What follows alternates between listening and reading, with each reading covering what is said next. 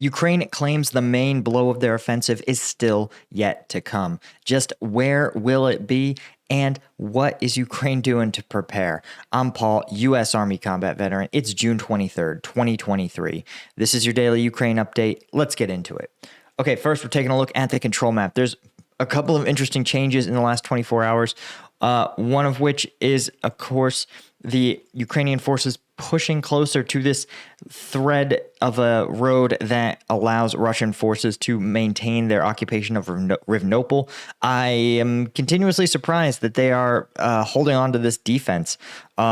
This seems really tenuous. It seems like something that they should have evacuated, especially if Russia's conducting a defense in depth. If you have a defense in depth, it means that there's always going to be more prepared positions behind you from which you can fight the enemy.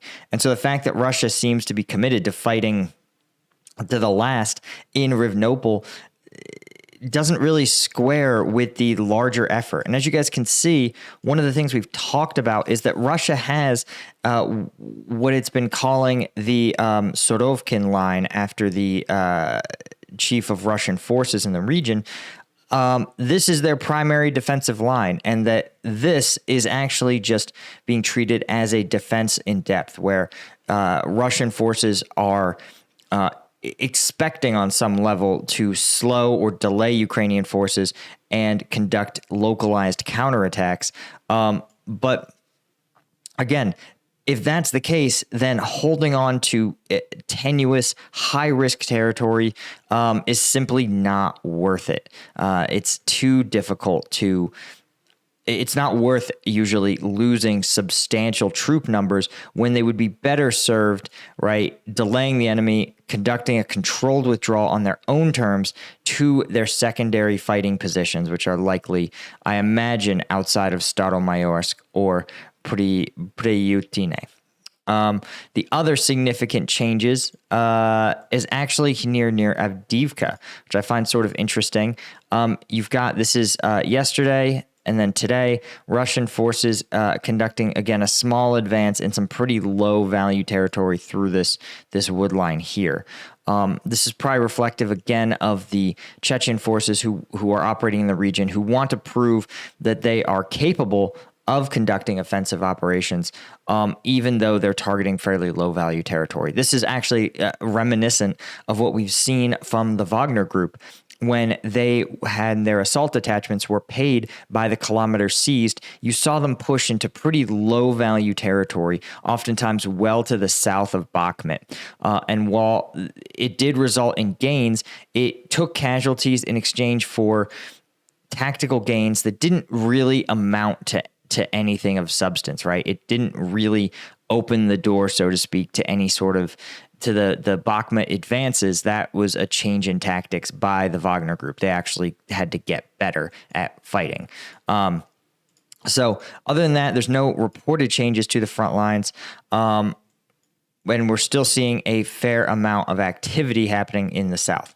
But I wanted to talk a little bit first. Well, first, I actually think I owe an apology to the members of Combat Vet News. I know a lot of people signed up because I told them that there would be, it was uncensored combat video breakdowns. And I actually did a video that I thought had like a little bit of light censorship. I recently found the uncensored version of this trench clearing video that we looked at 2 days ago, and I realized that almost everything had been cut out of it. It is way more intense, and I'm going to be dropping that video plus 2 other breakdowns today. So again, I understand the people who were like, hey, I signed up for this. We had just an absolutely eye-watering number of people cancel. But again, I'm not here to show like pointlessly graphic videos, but I am here to do the uncensored look at what's really happening on the front lines. And I feel like with this video, again, I don't think I delivered that. And so, yeah, we're gonna remedy that, get you guys some new fresh content. And I appreciate you guys for being patient and sticking with me. Of course, if you're interested in becoming a member, it's the best way to support what I do, the best way to support the channel. Again, any one of these tiers will get you access to the members only content. Again, and if you're somebody who is part of the droves of people who've unsubscribed, again, I really think that I apologize, and we're gonna get back to the combat videos that let us really see the full unvarnished detail of what's going on the front lines. Anyway, guys, let's talk a little bit about some of Ukraine's commanders who have said that their main offensive reserve has yet to be sent into battle. I think this is true. From a military base in eastern Ukraine, one of the Ukrainian colonels has said that while Russian staff have managed to anticipate where Ukraine's forces were going to be at their most dangerous, they claim that they are still hunting down the lethal weaknesses in their lines. This is interesting. It's sort of a lot of this is validating what I had talked about as the broad Ukrainian strategy since the start. He says everyone wants to achieve a great victory instantly and at once. He says so do we. But we have to be prepared for this process to take some time because there are a lot of forces mashed, a lot of material, and a lot of engineered obstacles. He said, I want to say our main force has not been engaged in fighting yet, and we are now searching, probing for weak places in the enemy defenses. Everything is still ahead. So what do I think he means by this? Well, when we look over at the combat map, what I think, when we've been talking about this for a while, that basically this validates what I've been talking about as the likely Ukrainian strategy, that they're opening up 3 or 4 axes of advance, and they are trying to achieve a breakthrough in one of them. And once they achieve that breakthrough, they're going to commit their reserve force to exploitation. So it's been a longer process than we maybe expected. Again, due to the fact that, credit where credit's due, Russian forces have prepared a good defense. Without the need to do complex mechanized warfare, Russia's ability to organize a defense, especially that, I maintain they were provided too much time by Ukraine. The Russian forces are acquitting themselves fairly well by all accounts. But that doesn't mean, again, that there won't still be a breakthrough. Ukraine has been increasing the pressure on Russian logistics systems. You can see here along these main roadways that supply Russian troops in Zaporizhzhia and Kherson. Ukraine has been stepping up the pressure, really trying to starve out these forces as they burn more men and more material in an attempt to continually repel Ukrainian offensives.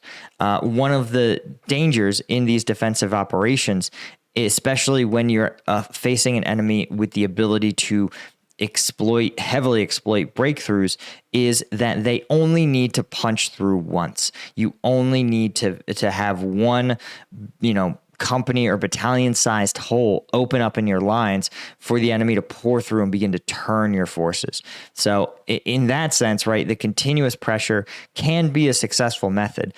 Again, I maintain that this is something that took a long time, but you notice that 4 hours ago, Ukrainian forces are reporting some success in advancing towards Novodanivka, as well as Robdine and Mala Domachka.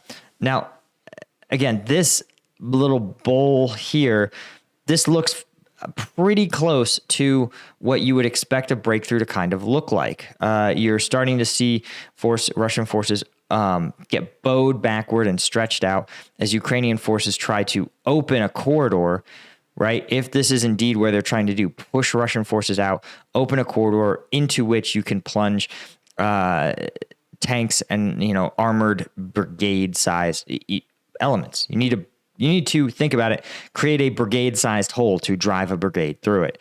And so that's probably something like this here. You can also see, though, that this is one of the more robust defensive structures that Russia has created, right? You can see here that it's pretty dug in, these trench lines in this area. So it's not really clear that this is yet near the point where they're really going to be staging a breakthrough. And especially here, right? Russia seems to realize that Ukraine would have to punch through 1, 2, 3, 4, 5 or more layers of defensive positions in order to achieve that breakthrough. In contrast, of course, to somewhere like Rivnopol, where you can break through just one set of defensive lines and then begin to turn the enemy. You can see they've got some much more limited defensive structures that they've constructed. Not even really a proper trench line, more like a series of checkpoints. Much easier for them to break. Anyway, guys, that's pretty much all I had for you for today.